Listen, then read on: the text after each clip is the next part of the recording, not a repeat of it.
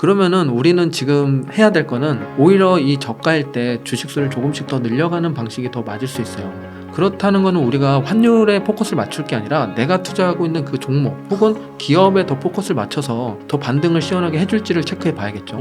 오늘은 나의 머니로드의 저자이신 수페TV의 송민섭 저자님을 모시고 이야기를 나눠보도록 하겠습니다. 저자님 안녕하세요. 네, 안녕하세요.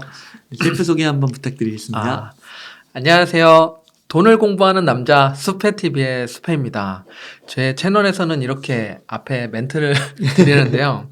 현재 지금 미국 주식과 ETF 투자 관련돼서 뭐 다양한 정보를 올리고 있는 수페TV를 운영하고 있고요.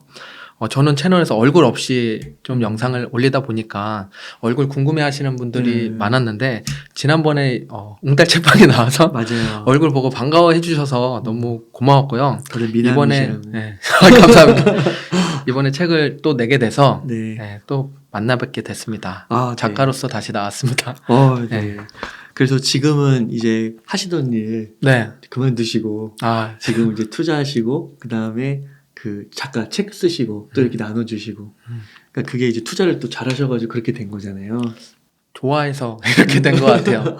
네. 그래서 이번에 나의 머니로드라는 책을 이렇게 쓰셨는데요. 네. 이 책은 좀 어떤 책인가요? 제가 유튜브에서 보통 영상을 만들면 10에서 15분짜리 영상을 만들어요. 그런 것들을 보면 좀 휘발되는 영상들이 좀 많고 그리고 다시 찾아보기 좀 어려운 것들이 있었어요. 그리고 무엇보다 중요한 건 진짜 전해드리고 싶었던 이야기들, 진지한 얘기들을 영상으로 만들면 조회수가 안 나오고 재미가 없어요. 그래서 그런 것들을 제가 뭐 따로 노트에 좀 적어 놓기도 하고 그리고 영상에서 이제 중요한 것들은 따로 핵심 내용들 다 적어 놓고 있는데 그런 것들을 좀 전해드리고 싶다는 생각이 들었고 그런 게 이제 좀 책으로 쌓이다 보니까 이걸 책으로 이제 또 만들어 보자. 노트가 쌓이다 보니까 책으로 만들어 보자 해서 이렇게 출간까지 오게 됐고요. 책을 보면은 투자 이제 시작해서 이제 맞춤표 찍는 과정까지 모두 다 담겨 있다고 보시면 돼요. 그래서 나 투자 어떻게 해야지? 라는 생각부터 아니면은 지금 투자를 하고 계신데 좀 스트레스를 많이 받고 이거 좀 힘들다 하시는 분도 있을 거예요. 그러면 지금부터 어떻게 투자를 다시 재세팅을 해야 될지 생각하시기 좋게 책을 좀 출간을 했고요. 그래서 저는 원래는 채널을 제가 영상을 만들고 올릴 때 느끼는 감정 중에 한 4시간 정도 공부해서 영상을 만들어요. 그럼 한 10분 만에 전달을 드리잖아요. 그러면은 그분한테 저는 3시간 50분 정도 선물했다고 생각을 해요. 그래서 시간은 돈 주고도 못 산다는데 그 귀한 시간을 누군가한테 선물할 수 있다는 걸 되게 좋게 생각하고 뿌듯해했고 그런 게 이제 영상에 좀 녹아져 있다면 이 책에는 투자는 생각보다 긴 시간이잖아요. 그런 긴 시간을 한 몇십 년이 되는 시간에 대해서 어느 정도 제가 일부 채워드릴 수 있으면 좋겠다는 생각이 들어서 책으로 또 엮어서 출간을 하게 됐습니다. 네, 그러시군요. 그러면은 이 책은 좀 어떤 분들이 특히 좀 읽으면 좋을까요? 투자 지금 다양한 방법들이 있잖아요. 그래서 저는 웬만하면 시간을 좀 단축해서 효율적으로 투자할 수 있는 방법이 뭐가 있는지에 대한 이야기랑 그리고 힘들게 공부해서 투자하는 거 말고 좀 심플한데 답을 찾을 수 있는 내용 아니면 좀 전에 말씀을 드렸는데 투자에 좀 지친 투자자분들이 꽤 많으실 것 같아요 지금. 그래서 지금 이제 잃지 않는 투자에 대해서 방향을 다시 재설정하고 투자를 좀 더 다르게 전략을 짜보고 싶은 분들은 이 책을 읽으면 내가 어떻게 투자를 해야겠다라는 생각을 좀 더 확고히 하실 수 있을 것 같아요. 맞아요. 그래서 이 책의 프롤로그에 보니까요. 그 12년 투자 공부로부터 얻은 것 이렇게 되어 있더라고요. 네. 그래서 12년 동안 공부하시면서 무엇을 얻었는지 궁금합니다. 좀 장엄하게 제가 12년이라고 말씀을 드리긴 했는데요. 우선 2011년에 제가 첫 월급 받을 때 그것과 함께 이제 투자를 시작을 했어요. 그래서 책에는 뭐 다양한 내용들이 들어있는데 뭐 몇 개를 꼬집어서 말씀을 드리면 무엇보다 저는 중요한 게 제가 잃었던 실패담. 그러니까 그거를 이제 반복하지 않으면 그래도 건강한 투자가 이어지고 좀 성장하게 되더라고요. 그래서 3가지만 좀 말씀드려보면 첫 번째는 이제 확증 편향이었어요. 바이오 기업에 투자하면서 제가 뭐 해외 논문도 찾아보고 그리고 임상실험 데이터도 실시간으로 그때 임상실험 데이터는 또 확인할 수 있거든요. 몇 명이 참여하고 어떤 결과들이 나오고 있는지 그런 것들을 보면서 제가 투자하고 있는 방향이 맞다라고 생각하고 귀를 다 닫고 아무도 믿지 않았어요. 그러면서 제가 좀 외골수적인 투자를 했죠. 그리고 또 비중도 많이 싫다 보니까. 근데 바이오 기업 투자의 단점 중에 하나는 임상실험 결과는 아무도 예측할 수 없잖아요. 사람이 이제 약을 실제로 먹고 생기는 현상들이니까. 그래서 그걸 좀 간과했던 거죠. 확률이 그렇게 높은 투자도 아니었는데. 그래서 좀 많은 돈을 잃기도 했고, 그래서 이제 확진 편향에 좀 빠지면 안 되겠다. 라는 생각을 하고 이제는 그걸 이제 최대한 배제하기 위해서 포스트잇에 써놨어요. 그때 손절을 하신 거예요? 그럼요. 큰 손절을 했죠. 아, 그런 경험이 있으셨군요. 그럼요. 저는 스페님을 이렇게 보면은 굉장히 단단하게 정석적인 투자를 하시는 그런 느낌을 받거든요. 흔들리지 않고. 그렇게 되기까지 이제 과정들이 실패가 있었죠. 누구나 그런 것 같아요. 그냥 처음부터 성공한 사람들은 실패가 아마 오면은 무너질 수도 있을 것 같고, 그래도 다행히 저는 처음 부분에서 초반에 좀 실수를 많이 했었어서 이건 다시는 하지 말자라는 생각으로 좀 더 단단해진 것 같아요. 네, 확정 편향. 네, 그 두 번째가 좀 단내림 효과라고, 내가 매수한 가격이 그 회사의 가치라고 생각을 했어요. 네. 이게 원래 그러면 안 되잖아요. 내 가격은 가격이고 기업의 가치는 뭐 매출과 영업이익 혹은 다른 재무제표를 보면서 평가를 해야 되는데, 내 수익이 5% 10% 수익 나면 이 기업이 잘하는 거고 마이너스 20%라면 이 기업 무슨 문제 있나 생각하고, 이렇게 좀 내 가격에 닻을 내리고 보니까 객관적인 평가가 안 되는 거예요, 기업에 대한. 그러다 보니까 좀 더 편중된 생각도 많이 하게 됐고, 그래서 손실도 당연히 있는 경우도 많았고, 정확히 언제 어느 시점에 뭐 매도해야겠다 이런 생각도 못 하게 됐던 거죠. 그래서 단내림 효과도 좀 안 좋았던 제 실패 사례 중에 하나예요. 아, 그러면 그게 그 기업의 뭐 펀더멘털이라 할까요? 네. 그게 이제 주가라기보다는 뭔가 심리적인, 뭐 대외적인 그런 영향들이 좀 컸다는 그런 말씀이시죠? 그죠. 저한테 그게 더 크게 다가왔죠. 내 계좌에 꽂히는 게 딱 보이니까 마이너스 뭐 100만 원이네 200만 원이네 이런 것들이 크게 좀 마음을 동요시켰죠.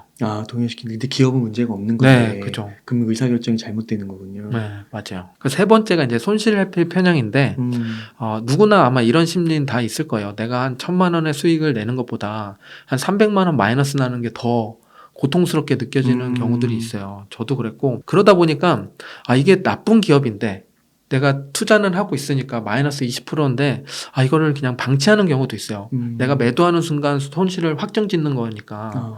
그래서 외면하고 놔둬서 이제 그렇게 이제 골문 기업들도 있었고, 반대로 너무 유명한 기업인데 이게 이제 단기간에 잠깐 떨어진다고 혹은 조금 올라서 수익 났다고 그걸 금세 팔아버리는 경우도 있고, 이러다 보니까 수익은 좀 작게 그리고 손해는 더 크게 해서 정말 바보 같은 투자를 했었어요.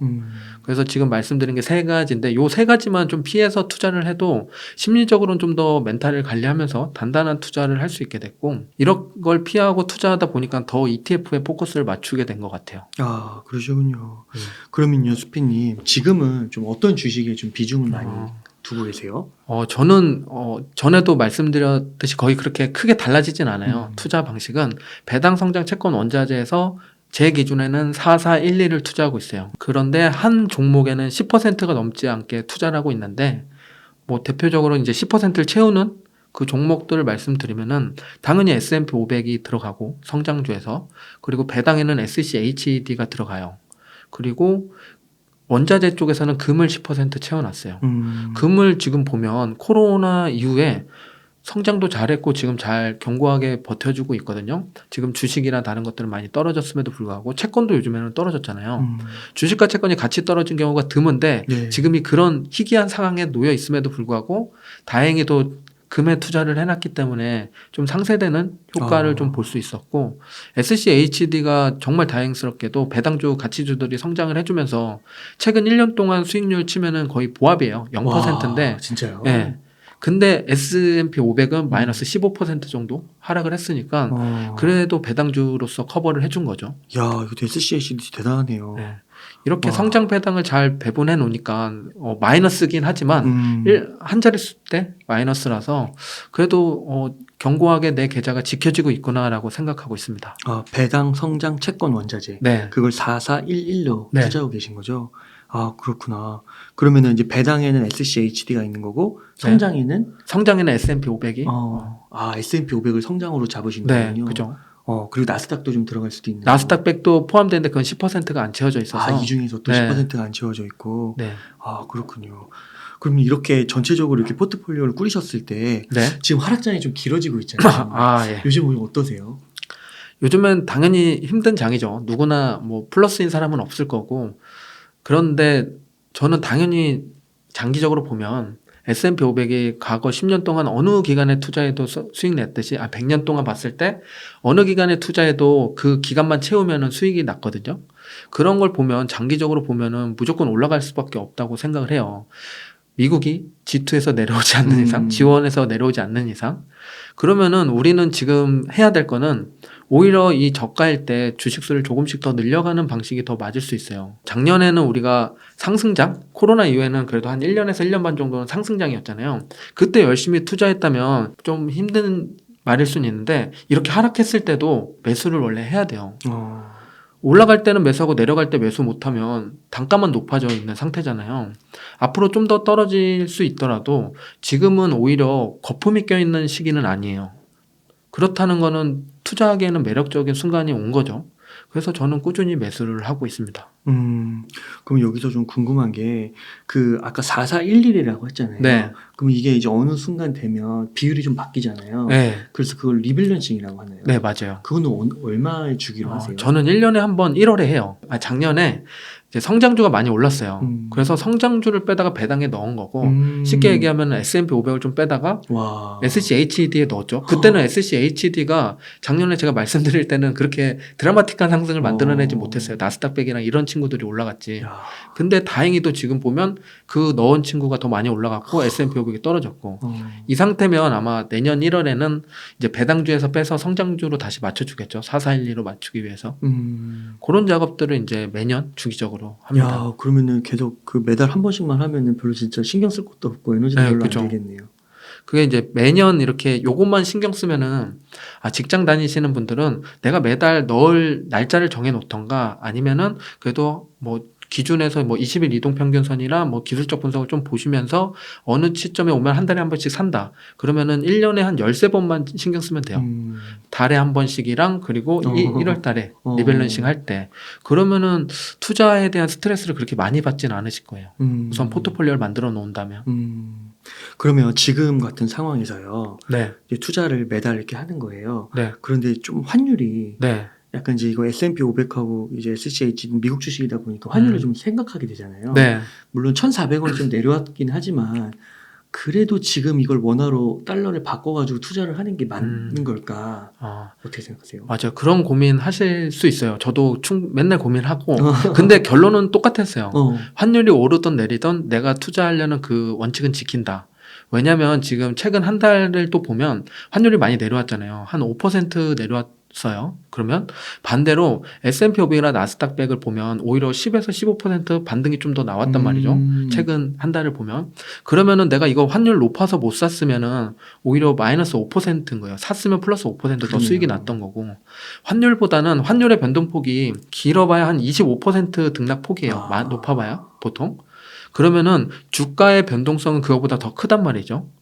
그렇다는 거는 우리가 환율에 포커스를 맞출 게 아니라 내가 투자하고 있는 그 종목 혹은 기업에 더 포커스를 맞춰서 더 반등을 시원하게 해줄지를 체크해 봐야겠죠. 엔비디아 같은 경우는 지금 한 달 동안 반등폭이 진짜 컸거든요. 기업에 투자했다면 더 크게 차이가 났을 거예요. 그러시군요.